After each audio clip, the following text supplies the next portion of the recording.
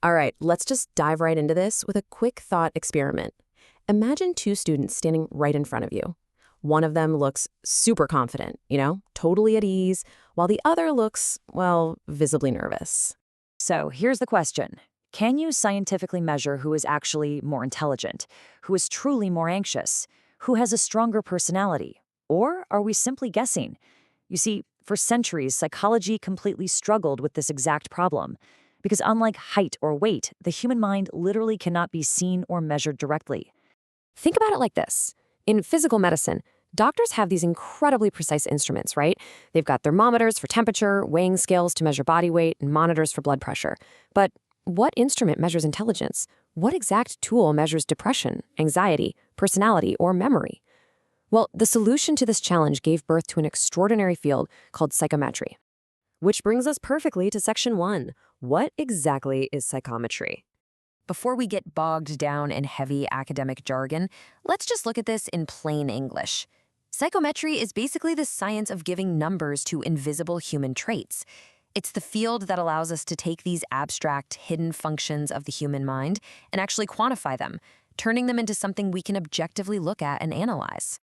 Let's ground this with a real-world example.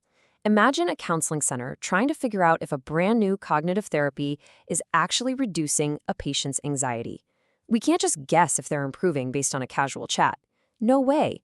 We need hard, objective numbers to track their anxiety levels over time to actually prove that the therapy works. So, the formal academic definition?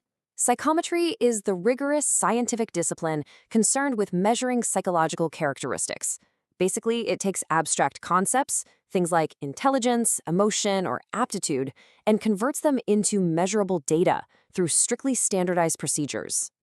Let's jump to Section 2, the pioneers of psychological measurement. This whole shift toward hard science didn't happen overnight. It was driven by a few massive pioneers. Back in 1869, Sir Francis Galton kicked things off by systematically measuring individual differences. Fast forward 10 years to 1879, and Wilhelm Wundt set up the very first experimental psychology lab, bringing real, controlled methods to studying the mind. And then, by 1890, James McKeen Cattell introduced this revolutionary concept of mental tests. That right there was the true foundation of modern psychological assessment. The absolute key takeaway here is that without these early innovations, psychology would still be completely stuck relying on personal interpretation and just subjective observation. But thanks to Galton, Wundt, and Cattell, the field finally transitioned from philosophical guessing into the realm of scientific, objective measurement. Moving right along to Section 3, the 4 scientific pillars. You see, to make sure a psychological test isn't just some random magazine quiz, it has to stand on 4 absolutely non-negotiable pillars: reliability, validity, standardization, and fairness. These are literally the gold standards of psychometry. Let's break down what each of these actually means. First up, we have reliability. This is all about the consistency of test scores over time and across different situations. Think of it like a bathroom scale. If the scale is broken, it's going to give you a wildly different weight every single time you step on it, right? A reliable psychological test means if you take a personality test today and then take it again next week under the exact same conditions, your score should be highly, highly consistent. Next up is validity, and this is crucial because there's a huge difference between being consistent and being accurate. Validity ensures that a test actually measures what it strictly claims to measure. For instance, it guarantees that a test designed to check your math aptitude isn't secretly just measuring your reading comprehension because the word problems were too confusing. The third pillar is standardization. This one is absolutely critical because it guarantees that the administration and scoring procedures stay perfectly uniform for every single person. Everyone taking the test has to receive the exact same instructions, the exact same time limits, and be scored using the exact same rubrics. It's all about creating a perfectly level playing field. And our fourth pillar is fairness. Fairness ensures that our measurements do not discriminate against any individual or specific demographic group.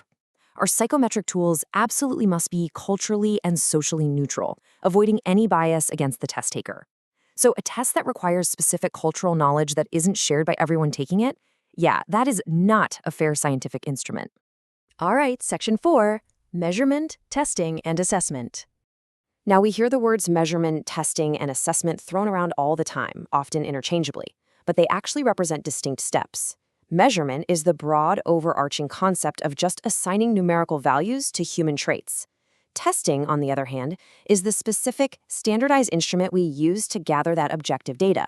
Basically, testing is the tool we deploy to make measurement happen.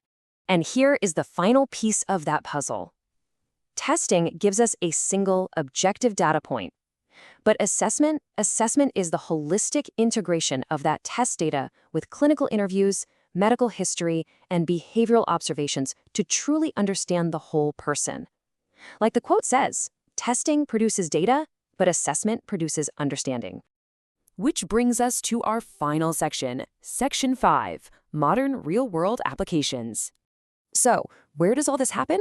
Well, modern psychologists use these objective assessments absolutely everywhere today.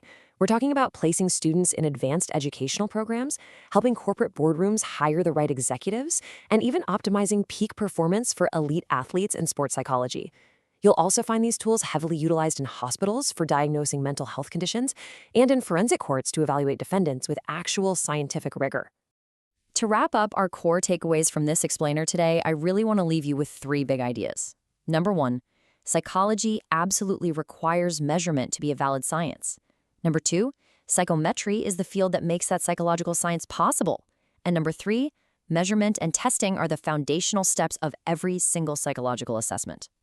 Because of the rigorous evolution of this field, the invisible mind is now officially measurable. We have finally solved that centuries-old problem we talked about at the very beginning. We now possess the actual scientific instruments to measure the invisible. But all this raises a fascinating question that definitely demands its own spotlight. What is the true, precise difference between measurement and testing? They're 2 terms that seem incredibly similar to most people, but they have very, very different meanings in the world of psychology. Once you understand them, the entire subject of psychometry becomes so much easier. In our next explainer, we'll explore the difference between measurement and testing. But until then, ask yourself this. If we can now successfully measure something as invisible as the human mind, what other hidden parts of human nature are just waiting to be quantified? If you're ready to master psychometry from absolute basics, this playlist is designed especially for you. We'll see you in the next explainer.